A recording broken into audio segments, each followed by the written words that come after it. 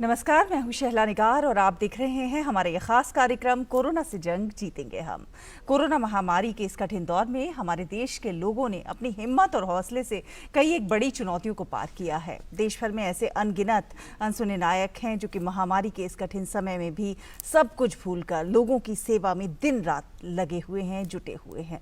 हमारे इस खास कार्यक्रम का मकसद है आप तक उन लोगों की खबरों को पहुंचाना जो कोरोना महामारी के इस कठिन दौर में समाज के लिए सकारात्मक कार्य कर रहे हैं, इस महामारी से उबरने में मदद कर रहे हैं। तो चलिए शुरुआत करते हैं आज के इस विशेष कार्यक्रम की। सबसे पहले खबर दिखाते हैं आपको कोल्हापुर से। कोरोना संकट की इस दूसरी लहर में देश के विभिन्न हिस्सों में दहशत और चिंता का माहौल जिस तरह से बन गया था, महाराष्ट्र के कोल्हापुर जिले में अचानक से कोविड पॉजिटिव मामलों की संख्या बढ़ी और ऑक्सीजन की आपूर्ति और वेंटिलेटर बेड मिलना तक भी मुश्किल हो गया था।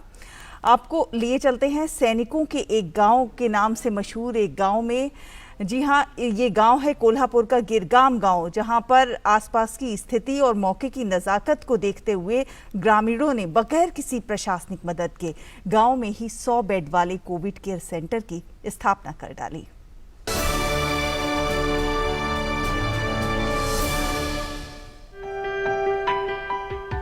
कोल्हापुर जिले के करवीर तालुका में लगभग 4000 की आबादी वाले गिरगाम गांव में अधिकांश लोग सेना में हैं और इसीलिए इसे सैनिकों का गांव कहा जाता है। गांव में कोविड संक्रमित मरीजों की तादाद बढ़ने से इसे हॉट स्पॉट घोषित कर दिया गया था। गांव में स्थिति तब और विकट हो गई जब केवल 2 सप्ताह में करगिल युद्ध में शामिल एक पूर्व सैनिक सहित 7 लोग कोविड से लड़ाई हार गए। गांव में कोरोना मरीजों की संख्या बढ़ने से तत्काल उपचार प्राप्त करना भी मुश्किल होता जा रहा था। स्थिति की गंभीरता को देखते हुए लोग प्रशासन की मदद के लिए आगे आए।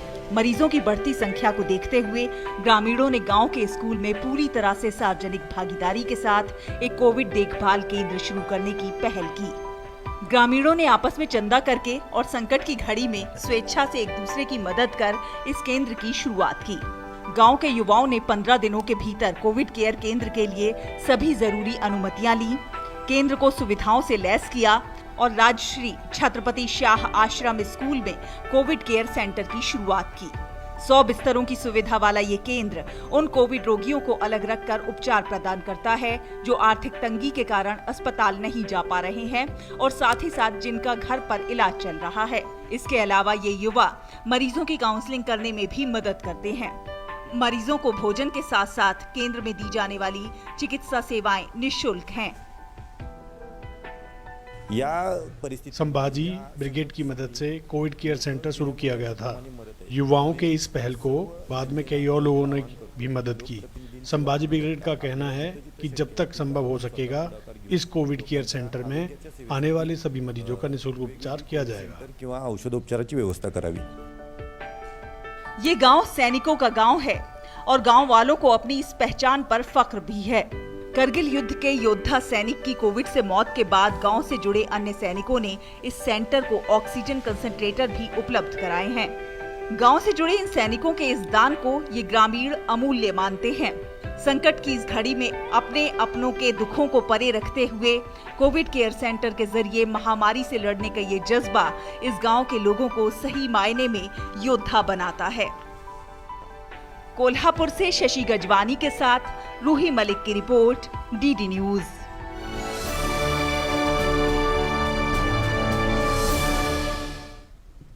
और हमारे साथ रूपेश पाटिल जुड़ गए हैं जो कि डिस्ट्रिक्ट प्रेसिडेंट हैं संभाजी ब्रिगेड के। बहुत बहुत स्वागत है रूपेश जी आपका डीडी न्यूज में। कोरोना की दूसरी लहर जिस तरह से हमने देखा कि खौफ की आंधी बनकर आई और कई जिंदगियों को लील ले गई, एक सबक भी दे गई कहीं ना कहीं कि हम सबों को एक दूसरे के लिए सहयोग करना चाहिए। इस दौरान जहां कई लोग अपने जीवन बचाने के लिए दूसरों पर आश्रित नजर आए, आप लोगों ने एक बहुत अच्छा उदाहरण पेश किया। ग्रामीणों ने खुद का ही हॉस्पिटल तैयार कर डाला। कितना चुनौतीपूर्ण रहा ये सब? चुनौतीपूर्ण तो था ही, क्योंकि हमारे जो अपने बोलते हैं हम, बहुत सारे लोग दवाइयां न मिलने के कारण, पैसा ना होने के कारण मर रहे थे और उसी दौरान इंजेक्शन की जो कमी थी रेमडेसिविर, तो उसके लिए हम कुछ कर नहीं पा रहे थे, मिल नहीं रहा था। तो हमने सोचा कि लोगों के मन का जो डर है वो डर कम करने के लिए हम कुछ करेंगे। हमारे मराठा सेवा संघ के प्रेसिडेंट है राज्य के पुरुषोत्तम खेड़ेकर साहब, उन्होंने फोन किया था कोल्हापुर का आंकड़ा क्यों बढ़ा है कोरोना करके। तो उन्होंने बताया कि आप अपनी तरफ से, संभाजी ब्रिगेड की तरफ से लोगों को कोविड सेंटर शुरू कर दो। उसी दौरान हमने उसके लिए काम शुरू कर दिया।